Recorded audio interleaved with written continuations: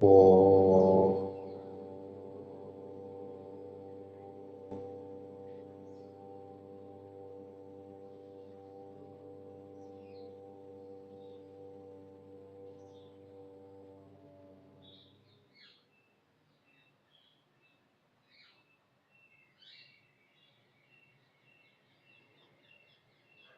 समादरणीय धार्मिक सज्जनवृंद, ऋषियों के व्यवहार से यह विदित होता है कि किसी भी सर्वहितकारी उत्तम कार्य करने से पहले वेद मंत्रों के माध्यम से ईश्वर की स्तुति, प्रार्थना, उपासना करनी चाहिए। आर्यजन प्रतिदिन अग्निहोत्र करते हैं। ये सर्वहितकारी उत्तम कार्य है और अग्निहोत्र करने से पहले वेद मंत्रों के माध्यम से ईश्वर की स्तुति, प्रार्थना, उपासना करते हैं। महर्षि दयानंद जी ने भी वेद भाष्य एक महान कार्य, सर्वहितकारी कार्य किया और इस महान कार्य को करने से पहले वेद मंत्रों के माध्यम से ईश्वर की स्तुति, प्रार्थना की। ऋग्वेद आदि भाष्य भूमिका में सबसे पहले ईश्वर प्रार्थना विषय है। वेद भाष्य का प्रारंभ ऋग्वेद आदि भाष्य भूमिका से समझना चाहिए। यहीं से वेद भाष्य का प्रारंभ है और सबसे पहले पर महर्षि दयानंद जी ने वेद मंत्रों के माध्यम से ईश्वर की स्तुति, प्रार्थना की। कुछ मंत्र इस ईश्वर प्रार्थना विषय में दिए हैं, जैसे ओम सहना भवतु सहनौ भुनक्तु। इस मंत्र के माध्यम से भी ईश्वर से प्रार्थना की। विश्वानि देव मंत्र है। फिर यो भूतम च भव्यम च, ये मंत्र है। यह आत्मदा बलदा ओम द्यो शांतिरंतरिक्षम यतो यथा समीयसे यस्मिन ऋचः। ये कुछ मंत्र हैं।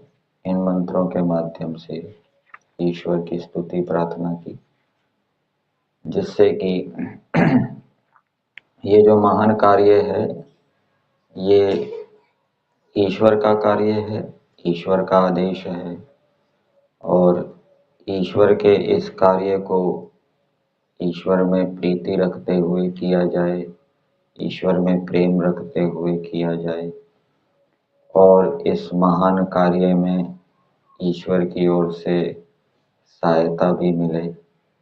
इस दृष्टि से स्तुति, प्रार्थना की गई और उत्तम कार्यों में इसी प्रकार से ईश्वर की स्तुति, प्रार्थना प्रारंभ में करनी चाहिए। एक मंत्र इसमें दिया है, विश्वानि देव सवितर दुरितानि पराशुव यद भद्रम तन्न आशुव। इस मंत्र के अंदर यद्यपि 2 संबोधन दिए हैं, लेकिन इसका भाष्य करते हुए महर्षि दयानंद जी ने और भी ईश्वर के लिए संबोधनों का प्रयोग किया है। जैसे हे सच्चिदानंद अनंत स्वरूप, हे परम कारुणिक, हे अनंत विद्य, हे विद्या विज्ञान प्रद। और फिर आगे देव और सविता, ये मंत्र के अंदर तो दिए ही है।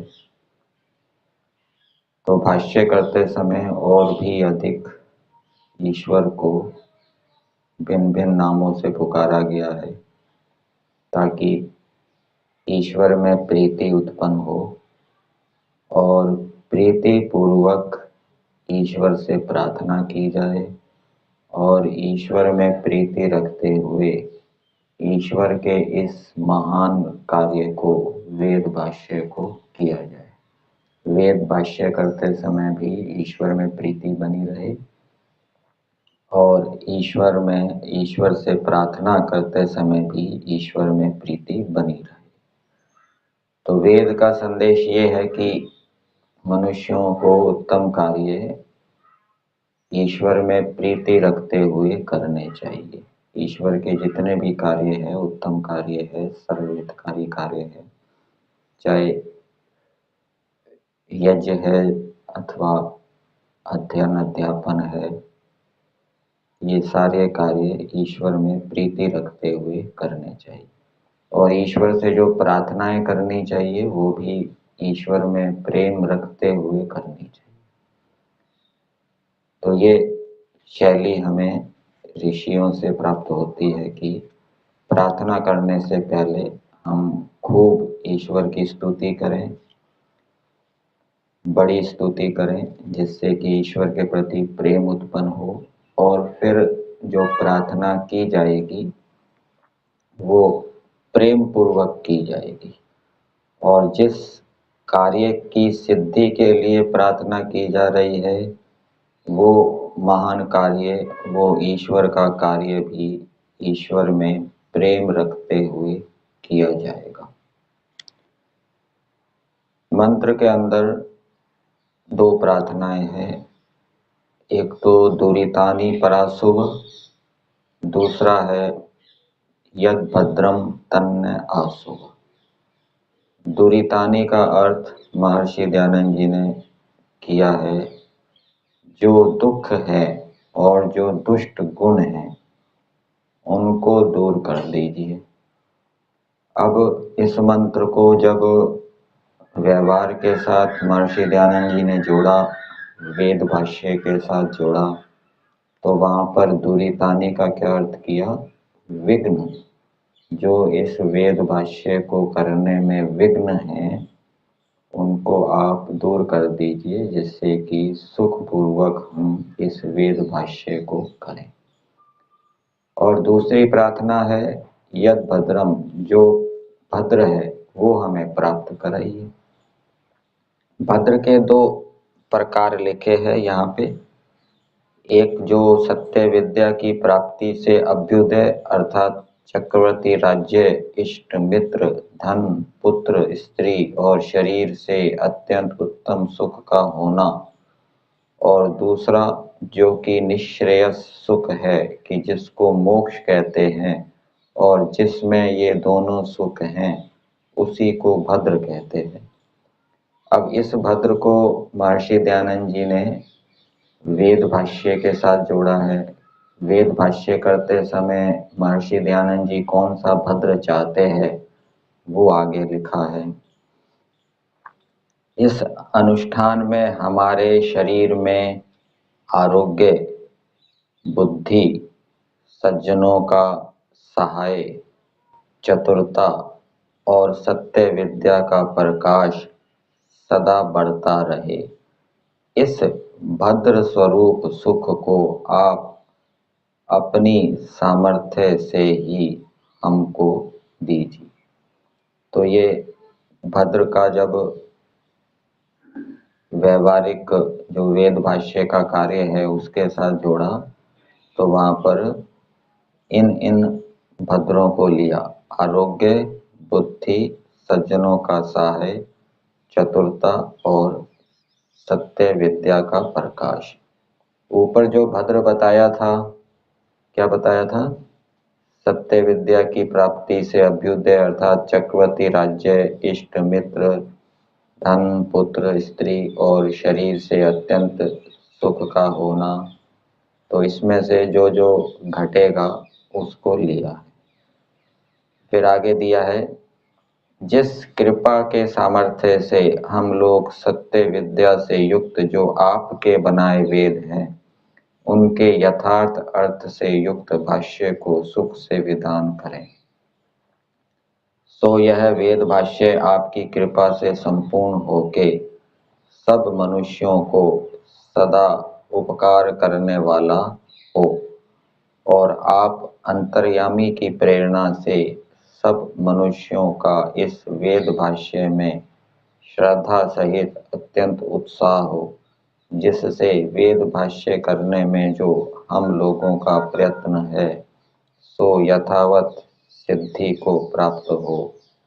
इसी प्रकार से आप हमारे और सब जगत के ऊपर कृपा दृष्टि करते रहें। तो यहाँ पर जो प्रार्थना है वो अपने लिए भी की गई है और साथ साथ में जगत को नहीं छोड़ा गया, क्योंकि ऋषि मुनि लोग परोपकारी होते हैं, परोपकार स्वभाव वाले होते हैं।